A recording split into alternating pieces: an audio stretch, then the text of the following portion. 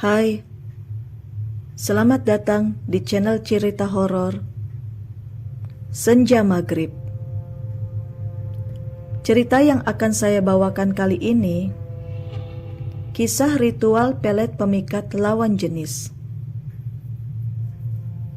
Untuk selalu update cerita-cerita terbaru dari saya, jangan lupa nyalakan notifikasinya dengan klik tombol lonceng, dan yang selalu mampir tapi belum subscribe, jika berkenan, klik tombol subscribe untuk berlangganan cerita horor dari saya.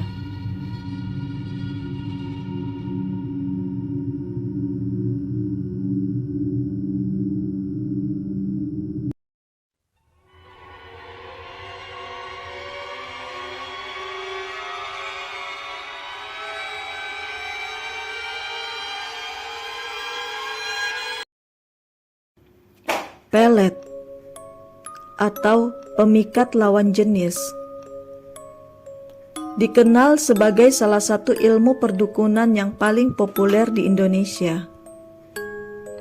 Biasanya, orang akan menggunakan ilmu pelet untuk memikat orang yang disukai agar tergila-gila dan selalu mengikuti semua keinginannya. Meski tergolong ilmu hitam, yang bagi banyak kepercayaan diyakini menyebabkan pelakunya terjerumus ke dalam dosa besar, masih ada saja yang mau melakoni ritual ini. Pasalnya, pelet diyakini bisa memikat target dengan cara yang instan. Tak bisa dipungkiri, masih banyak pro dan kontra untuk sebuah ungkapan seperti ini. Cari asisten rumah tangga, jangan yang lebih muda dari kita. Sebab bukan saja sulit diatur, karena hobinya suka menggoda suami kita alias majikan lelaki. Banyak pertimbangan kelebihan dan kekurangan kategori usia jika mencari asisten rumah tangga. Namun, stigma wanita muda berpenampilan menarik akan selalu menjadi sebuah pertimbangan yang sulit untuk diterima menjadi asisten rumah tangga. Sekalipun mempunyai skill dan mampu bekerja dengan baik, namun pertimbangan yang sulit akan selalu kembali kepada fisik atau penampilan seseorang.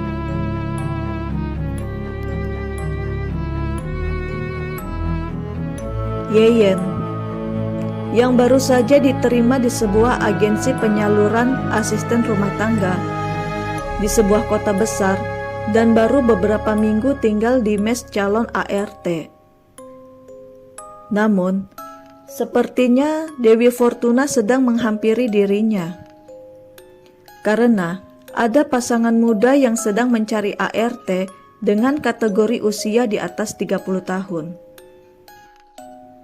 Dion dan Mala, pasangan muda ini akhirnya memutuskan mencari ART karena Mala yang mulai kerepotan mengurus rumah semenjak melahirkan anak pertama.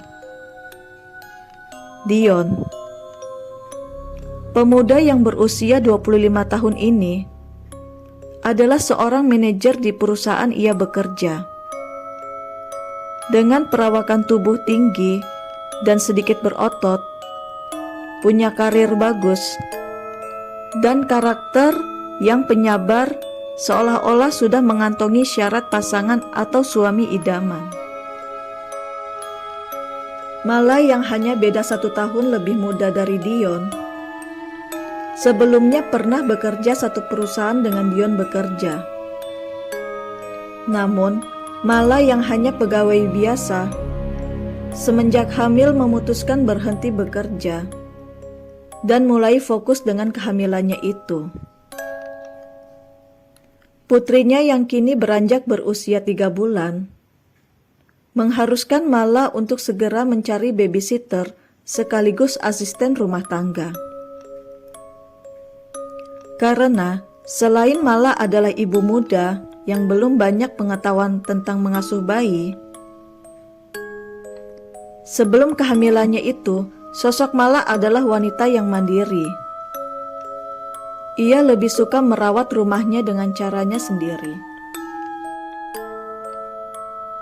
Siang itu Mala dan suaminya bertemu dengan kepala agen penyalur ART.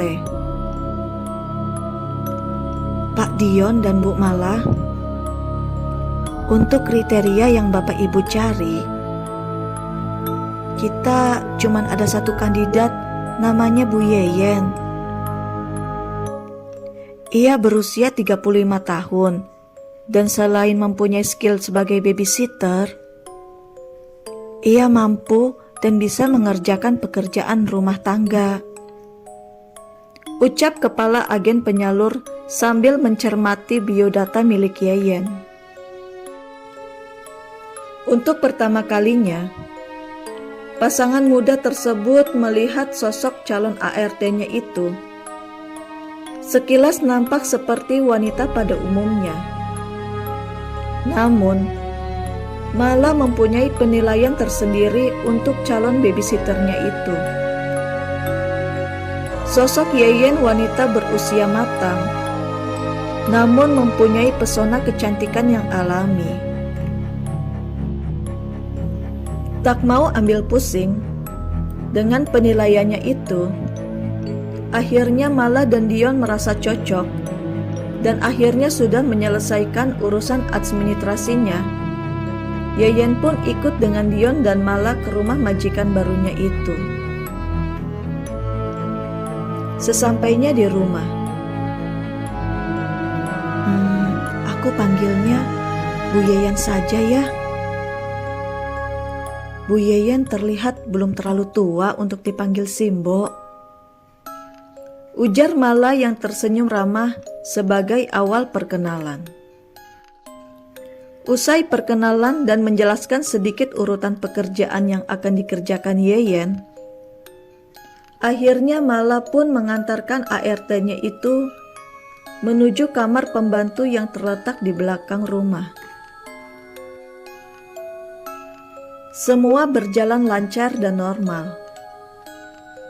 Semua pekerjaan bisa diatasi oleh Yeyen yang cekatan mengurus rumah dan anaknya Mala. Namun, khusus untuk mempersiapkan makanan dan masak untuk suaminya, haruslah dipersiapkan oleh Mala sendiri. Tugas Yeyen hanyalah sebagai babysitter dan mengerjakan pekerjaan rumah seperti mencuci, menyetrika, dan membersihkan rumah. Pada suatu hari, putrinya Mala yang kini sudah menginjak usia 8 bulan mengalami panas tinggi, seperti terkena flu, dan akhirnya Mala dan Dion bergantian menjaga bayinya yang dirawat di rumah sakit. Tugas Yeyen adalah menjaga rumah dan sesekali ke rumah sakit untuk membawa pesanan yang Mala minta. Akhirnya, bayi mereka pun sembuh setelah hampir dirawat 1 minggu. Semua pun berjalan normal seperti biasanya. Cara kerja Yeyen yang cekatan dan mampu mengerjakan tugas rumah, seperti yang dimauin oleh Mala pun tak dipungkiri Mala terbantu oleh kehadiran Yeyen. Siang itu, Mala yang menerima telepon dari keluarganya yang masih satu kota dengan tempat ia tinggal, yang mendapatkan kabar jika ibunda Mala sedang dirawat di rumah sakit. Secara Mala adalah anak tunggal, ia pun memutuskan untuk menunggui ibunya yang sedang masuk ICU. Bergantian dengan ayahnya, Mala pun akhirnya setelah mendapat izin dari suaminya itu, langsung pergi untuk beberapa hari untuk merawat ibunya di rumah sakit. Tentu saja, Mala memutuskan tidak membawa putrinya karena kondisi yang tidak memungkinkan untuk dibawa. Bayinya pun akhirnya diasuh dan dirawat oleh Yeyen di rumahnya.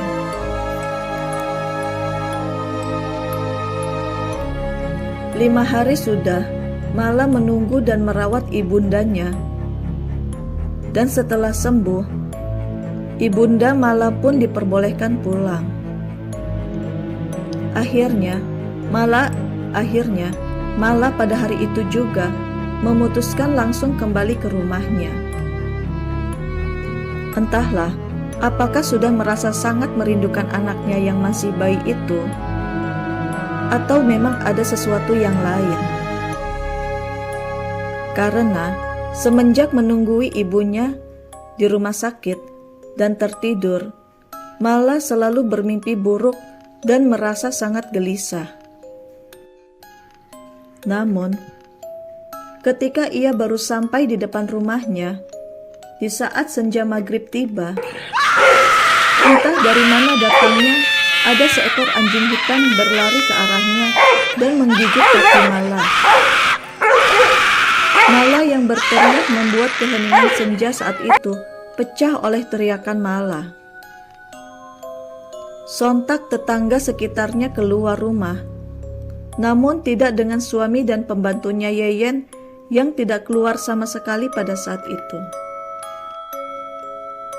Dengan sigap, para tetangga akhirnya segera membawa Mala ke klinik terdekat untuk mendapatkan pertolongan pertama. Dengan terpaksa, Mala diharuskan menginap 1 malam di klinik tersebut. Namun, tiba-tiba ada Bu Hendro datang menjenguk dengan mendorong stroller bayi milik bayinya Mala. Dari kejauhan, Mala yang melihat stroller itu miliknya agak bingung dan aneh. Mengapa stroller bayi dibawa Bu Hendro? Di manakah Yeyen sang babysitter? Bu Dion, ini baby Nisa. Kemarin babysitter Bu Dion ke rumah saya untuk menitipkan baby Nisa ke saya. Katanya sih ada kabar mendadak dari kampungnya dan dia harus pulang mudik. Katanya sih ibunya tiba-tiba sakit keras.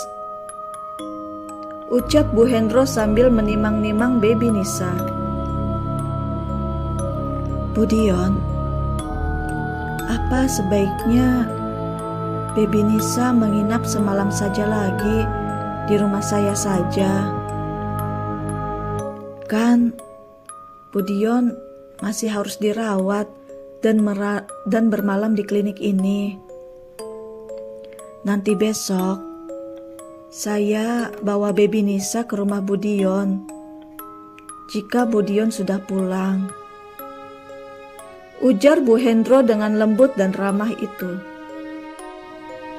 Mala yang masih bingung dengan semua yang terjadi kepadanya, seolah-olah urutan masalah sudah tersusun rapi di dalam satu paket masalah hari ini. Mala yang masih syok dengan semuanya yang terjadi secara bersamaan, akhirnya menyetujui saran dari tetangga sebelahnya itu. Terima kasih ya Bu. Maaf jadi merepotkan Bu Hendro.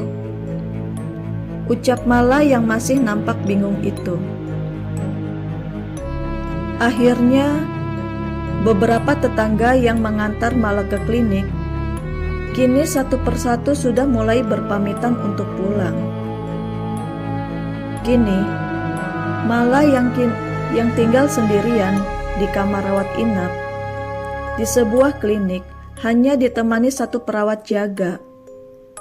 Namun, perawat jaga hanya berjaga di ruang perawat saja.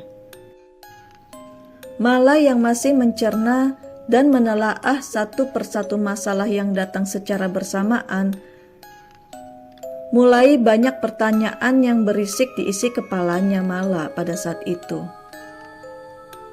Ia pun tersadar dan cepat mengecek handphonenya untuk melihat beberapa pesan WhatsApp. Nampak beberapa pesan chat terlihat. Namun, ia langsung tertuju pada pesan masuk dari babysitternya, yaitu Yeyen, dan dari suaminya Dion. Dion yang semenjak malam menunggu ibunya di rumah sakit, selalu pulang malam dan tidak pulang ke rumah dengan alasan lembur, dan menginap di kantor. Dan juga chat dari babysitternya Yeyen yang mendadak minta izin pulang. Pening rasanya malah setelah membaca beberapa pesan yang masuk. Lalu ia pun mencoba untuk tertidur, berharap rasa sakit di kepalanya segera mereda akibat sisa pengaruh obat bius. Setelah kakinya mendapatkan beberapa jahitan akibat gigitan anjing hitam. Namun, ketika ia sedang mencoba menutup mata, tiba-tiba sebuah kursi di dekatnya bergerak mundur dengan pelan. Mala pun kaget, dan matanya seketika itu langsung terbelalak karena melihat keanehan yang terjadi tepat di depan matanya. Seperti apakah gangguan teror selanjutnya yang akan dihadapi Mala? Saksikan kisah kelanjutannya, Pesona Wanita Sang Penggoda, di bagian kedua. Terima kasih.